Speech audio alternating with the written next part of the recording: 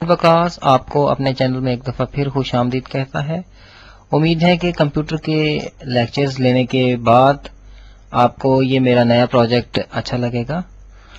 मैंने महसूस किया करना है, ये एक फैक्ट है कि अब तमाम की तमाम किताबें इंग्लिश में हो रही हैं। बुनियादी तौर पर फर्स्ट लेवल से लेके और ग्रेजुएशन और उससे अबव सारी की सारी किताबें इंग्लिश में हो रही हैं। तो मैंने ये महसूस किया कि लोग अमूमी तौर पर रट्टा लगा के पास हो जाते हैं और इंग्लिश में उनको बाद में फिर बहुत से मसाइल का सामना करना पड़ता है। इसीलिए मैंने अपना ये चैनल में एक छोटा सा प्रोजेक्ट शुरू किया है। तो इंग्लिश की अहमियत से आप बिल्कुल नावाकिफ नहीं है कि आपको पता नहीं, तो अब ये बहुत ही ज़्यादा अहम हो गई है बात कि आप इंग्लिश को सीखें और रट्टा लगाए बगैर अपने आप उसको ट्रांसलेट करें। थोड़ी सी बात यहाँ पे मैं शेयर करना चाहूँगा कि अगर आप ये पहली दफ़ा मेरा चैनल देख रहे हैं तो इंग्लिश के अलावा बहुत से मेरे कंप्यूटर्स के ऊपर लेक्चर्स मौजूद हैं इंटरनेट के ऊपर। आप उनको सर्च करें। हेल्प के लिए पहली दफ़ा मैंने अपना नंबर जो है वो इंटरनेट पे लॉन्च कर दिया, क्योंकि मैं जानता हूँ कि लोगों को पता नहीं चलता कि सर्च चीज़ कैसे करनी है और लेक्चर्स कैसे लेने हैं। तो एक चीज़ आपके मेरे मुशाहदा में आई है कि मैं जहाँ पे एक दफ़ा गया एक बड़ी मारूफ एकेडमी में, नाम में लूँगा, तो उन्होंने मुझे बताया कि आप इंग्लिश पढ़ाएंगे नहीं, इंग्लिश बोलेंगे ज़्यादा। यानी कि पढ़ाने का मकसद ये है कि आपको समझ आए कि ये फार्मूला कैसे है, इंग्लिश को ट्रांसलेट कैसे करना है, बोलनी कैसे है।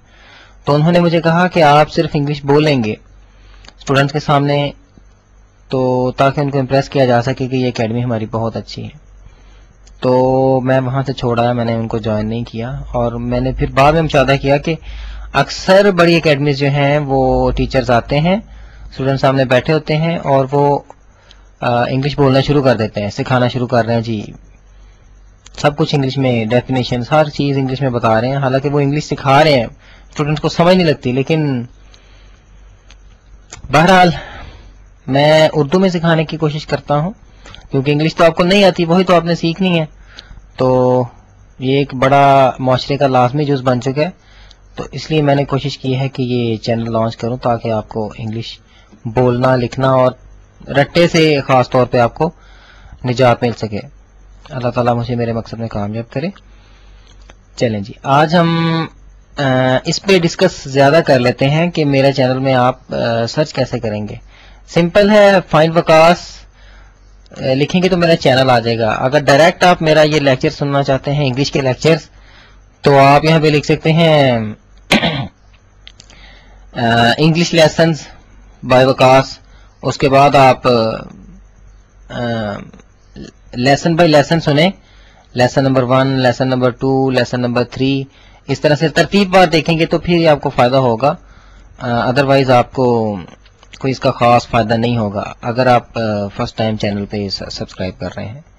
तो हेल्प लेने की सूरत में मेरा नंबर नीचे चल रहा है, तो वहां से आप हेल्प ले सकते हैं। सबसे पहले हम पहला लेक्चर मेरा यहां से शुरू करते हैं कि ए और एन कहां पे लगता है। बड़ा सिंपल सा इसका उसूल आपको बताऊंगा। मिसाल के तौर पे हम देखते हैं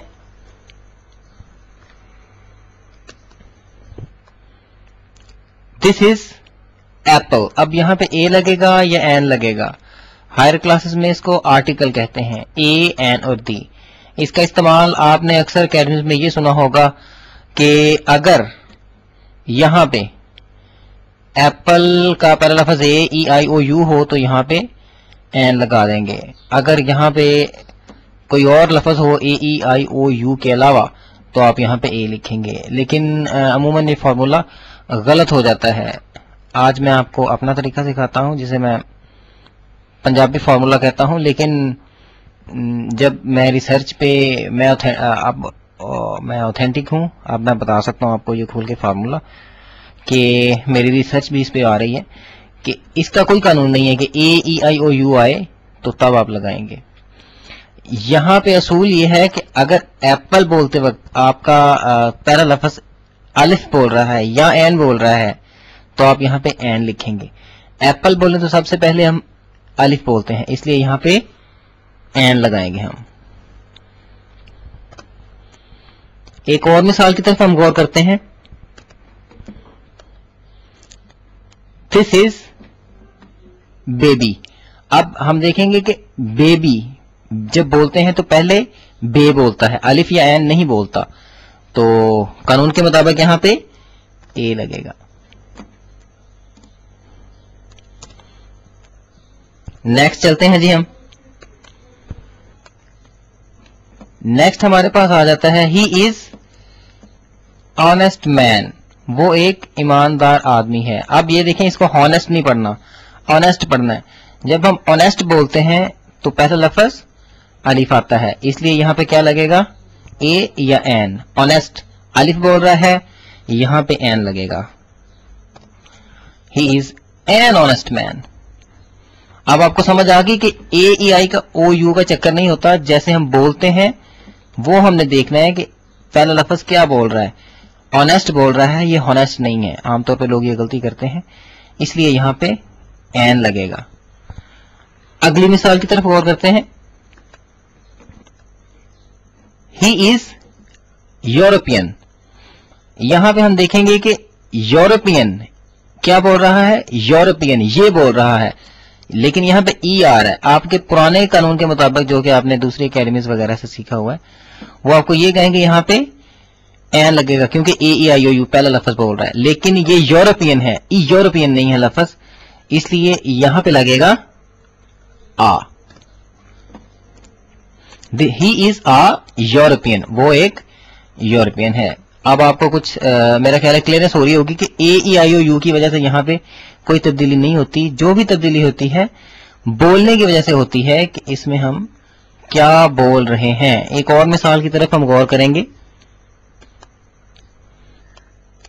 ہی lives in U shaped house. اب آپ دیکھیں گے یہاں پہ اے لگنا چاہیے یا این لگنا چاہیے. اسپیسنگ میرے سے تھوڑی سی آگے ہو گئی ہے, لیکن اصل میں اسپیسنگ یہاں پہ ہونی چاہیے تھی. تھوڑا سا اس کو میں امینڈ کر دوں تاکہ ویژن میں کچھ پرابلم نہ ہو.